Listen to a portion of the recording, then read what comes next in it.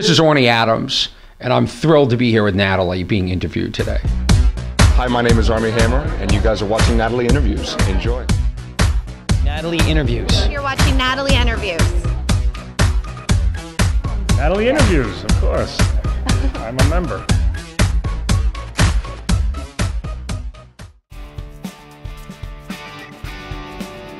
My crappy week is, well, it's what it is. I don't know if people are familiar with my comedy, but everything goes wrong in my life. Always.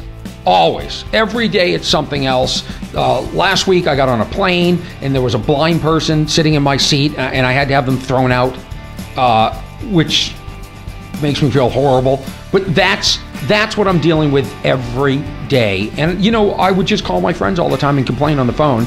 And then I thought, you know what, I'm telling the same story over and over again. It'd be a lot easier if I just did a podcast and everybody listened to it. And so that's sort of how my crappy week came about. Nothing. They can expect nothing. You don't know what's going to happen.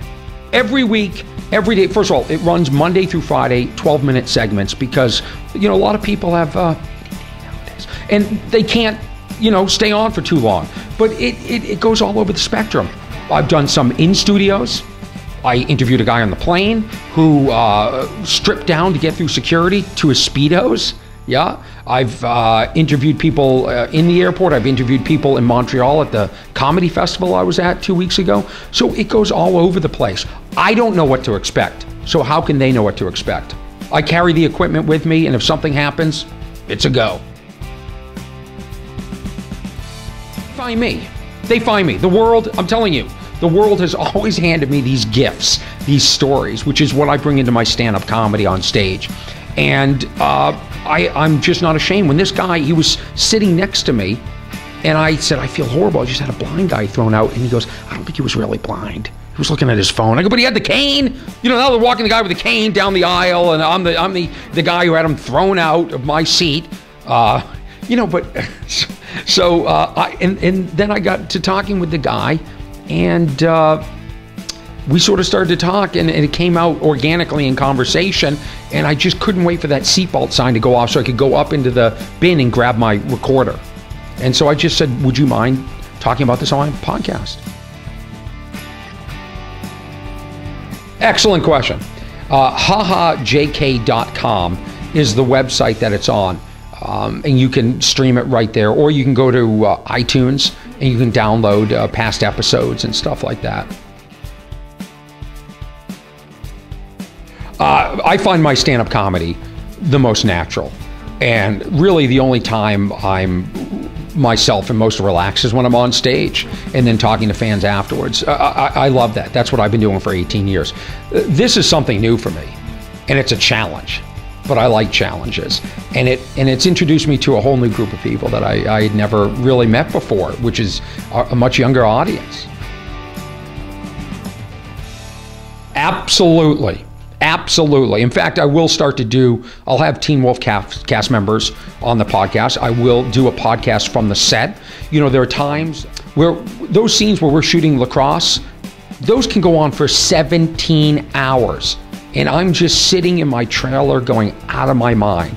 That's a perfect podcast. Interviewing other people, interviewing the extras. Wouldn't we like to know what it's like to sit around for 17 hours and barely allowed a bathroom break? Or, you know, I'm always stealing food for the extras and handing it out. One time I bought coffee for everybody, all the extras.